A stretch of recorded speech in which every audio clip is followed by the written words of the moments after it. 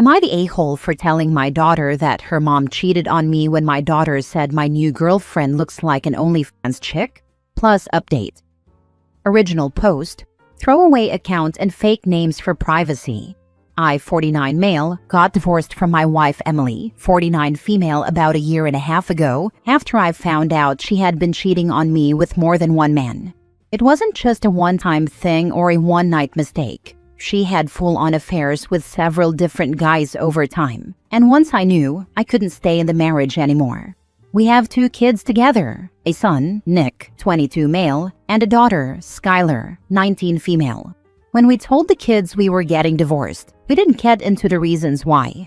Emily didn't want the kids to know about her cheating, and at the time, I didn't want to make things worse for them by dragging them into adult problems. Since the divorce, the kids have spent more time with their mom. Nick especially has always been close to her, even when he was younger. They've always had a strong bond, and he didn't take the divorce too well. Skylar and I, on the other hand, have always been close.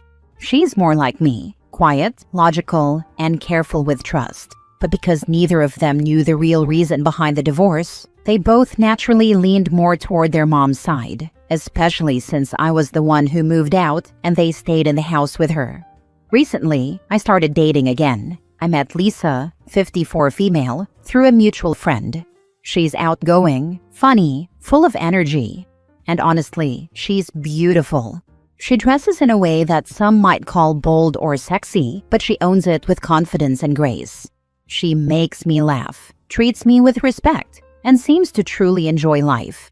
After a few months of seeing each other, I decided it was time to introduce her to my kids. We all met up for lunch. Nick was surprisingly warm and friendly toward Lisa right away. He seemed to enjoy talking with her and even made jokes with her.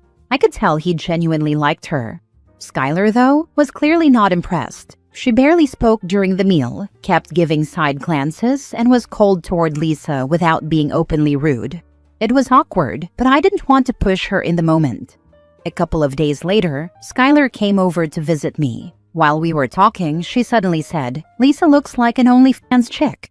If you knew Skylar, you'd be as surprised as I was. She's never been the kind of person to talk like that, especially about another woman. The way she said it, almost with disgust, caught me off guard. I asked her why she'd say something like that, and she just shrugged and looked uncomfortable. That was when I decided it was finally time to tell her the truth. I told Skylar that her mother, Emily, had cheated on me with several men.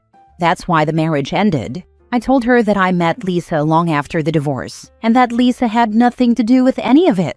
After I said that, Skylar just sat there in silence and softly said, "Oh." She didn't ask any questions, and she didn't get angry. She just got quiet and didn't say much for the rest of the visit. The next day, I got a call from my ex-wife, Emily. She was furious.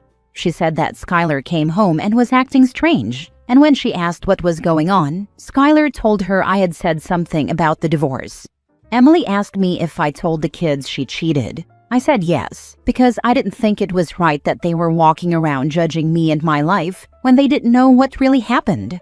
Emily then said that I had implied I would keep it a secret.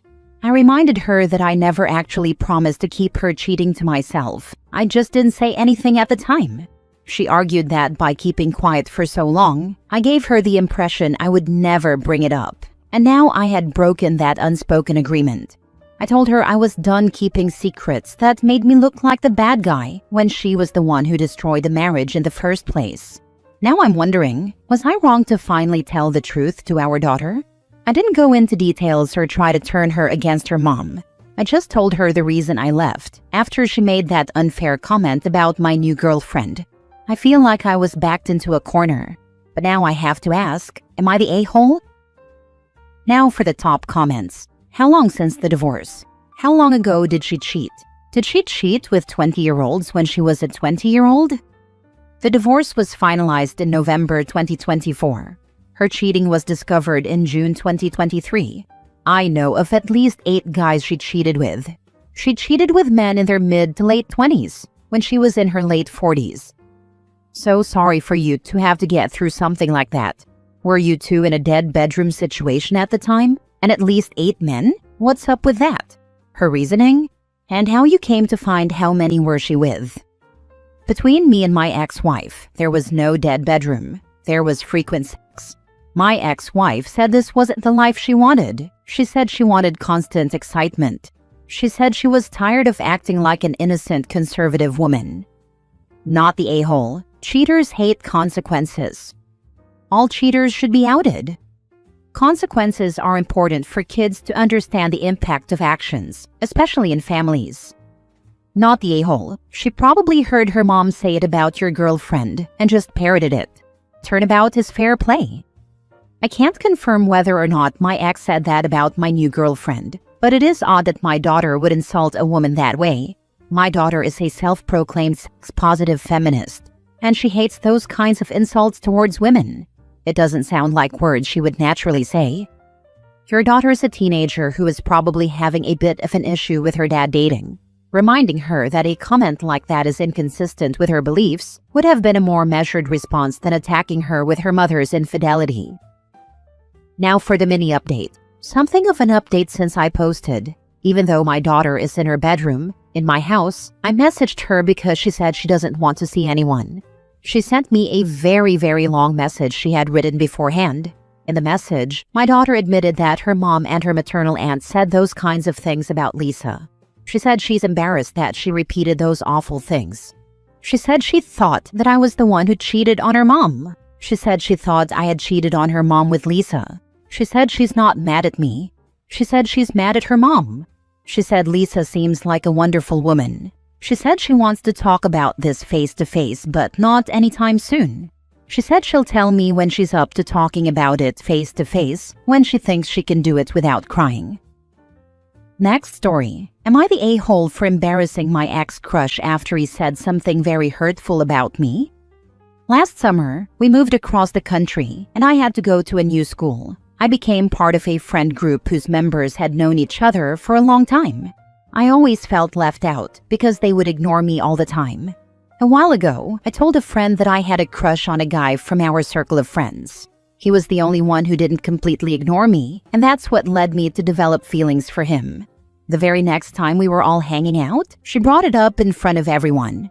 My ex-crush made a disgusted face and said, "No thanks, I'm allergic to Asians." Everyone laughed, even that friend who revealed my secret, whom I had considered my closest friend at the time. My body went cold, and I felt this sharp pain in my stomach. All I could do was force an awkward smile. I couldn't even speak. I stayed with them for maybe 10 more minutes before I finally made an excuse and went straight home. I felt sick and ended up throwing up, then I cried for hours. That was honestly one of the worst days of my life. I felt betrayed, humiliated, and lonely. After that day, I cut contact and never hung out with them again. We ignored each other in and outside of school, and I managed to make new friends. Yesterday, my friends and I were in the school library's lounge area, talking about dumb stuff and giggling. At one point, I noticed my ex-crush looking in my direction. As soon as our eyes met, he smiled and waved at me. I felt pain and disgust in my stomach, so I just rolled my eyes and turned my attention back to my friends. After a few moments, I heard him calling my name while suddenly standing right beside us. That made the pain in my stomach spike to 10 times worse. He asked how I was doing. I just said, "I'm fine," without asking him anything in return. I turned back to my friend and kept talking, hoping he'd take the hint and leave. But he didn't. He just stood there, not saying anything. I was extremely annoyed, and I saw my friends getting worried. Looking back, I think they noticed how visibly uncomfortable I'd become. Without even thinking, I turned to him and said, "You sure you want to stand this close to us? I thought you said you were allergic to Asians."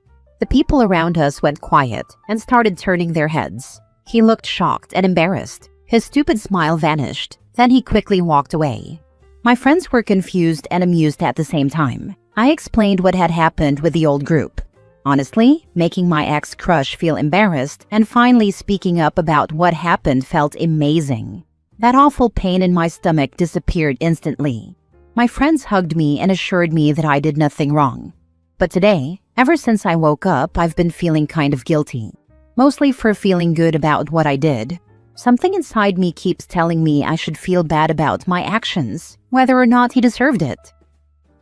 Not the a-hole. Even if he was trying to be funny in the moment, he was a dick. And good for you. This was our first interaction since then. He never apologized or clarified that he was joking or not. Not the a-hole. You just reminded him of what he had said to you. If that makes you feel guilty, get over it. You did great. Thank you. It's kind of hard for me to see it that way. My parents always tell me to be polite and avoid causing a scene. Not the a-hole. You stood up for yourself and put the racist in his place. The guilt you're feeling, that's not yours to carry. That's his. You deserve respect, and you're worthy. Remember that. Thank you for saying that. What you did was perfect because you gave him the chance. He didn't take it. And then very clearly and in a smart way communicated what he did wrong. You didn't create drama saying something vague. You didn't start to cry. You didn't try to mess up with him because he was mean. You continued with your life, trying to deal with the pain, and when he came back to be an a-hole, you didn't take it. By the way, he and his friends deserved way worse, but it rarely pans out for the victims to try and do anything against them because they thrive in making fun and humiliating others. That is why I said your comeback was perfect. If he comes back and asks for forgiveness, do it if you feel it is okay, but don't become his friend ever again. For all you know, he might be just looking for another way to hurt you. Not the a-hole. I wish I had your quick wit for comebacks. I usually think of something 3 hours later, lol. I always try to avoid conflict and trouble, and bullies just bring trouble. Also, I hope he doesn't come near me again, even if he wants to apologize. His presence isn't good for my poor stomach. Last story. Am I the a-hole for not letting my daughter's half-sister come over to my house again? I, 29 female, have a daughter, 9 female, with my ex-husband, 31 male. When our daughter was 18 months old, I found out he had cheated and fathered another child, and I ended our marriage. He remarried the mother of his second child, and his other daughter is 8. To make my post easier to follow, I will call my daughter Ella and her half-sister Callie. My ex and I share custody of Ella. We communicate via an app and have plenty of co-parenting issues. But I always try to put my daughter first.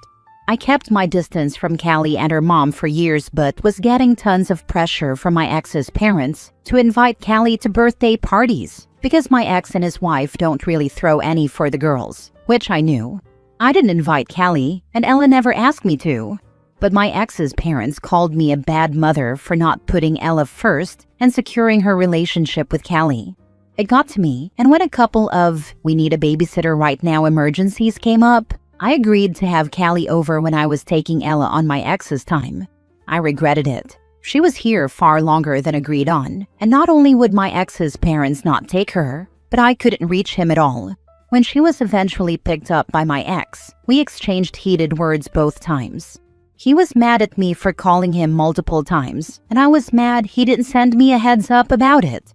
After the second time, I swore I would never do it again. And I told my ex's parents to buzz off when they started bringing up the topic of inviting Callie to Ella's birthday parties. I ignored them for the most part, but a downside of small-town living is you see people more than you'd like. A few months ago, I became aware of my ex and his wife ignoring Callie and neglecting her. Most days, nobody picks her up from school until it's late, and I have seen her waiting at 5:30 some days, so I know there's truth to that. My ex's parents mentioned it a few times, and in response, I told them they should step up and stop telling me. My ex has started texting more and asking me to pick Callie up and babysit until someone can come and get her, and he's admitted he's leaving her out on the street on her own. I have called CPS a couple of times, especially when my ex has admitted to leaving her out there and also to not providing enough food. Nothing was done. Callie is still there, and no visit has been made that I'm aware of. Ella does not get the same experience. Not only does she use the bus, but my ex works from home on his parenting weeks. She's never gone without food, and she is not being neglected over there. Although she hates being at her dad's and wants to live with me. She doesn't have the greatest relationship with her dad. I have documented everything so that I can try to get custody eventually. But when CPS has done nothing, the chance of a change in custody is so low, especially when Ella is not neglected. This brings me back to Callie. I have been asked repeatedly to step up and help her by my ex and his parents now, and I know she's not being taken care of like she should. But I swore never again, and I have stood by that. Ella doesn't want her here. The girls aren't close, and Ella prefers it being just the two of us. I don't want Callie here either. I know she's not the cheater, but I do see her as the product of my ex's affair still, and I hated having her here.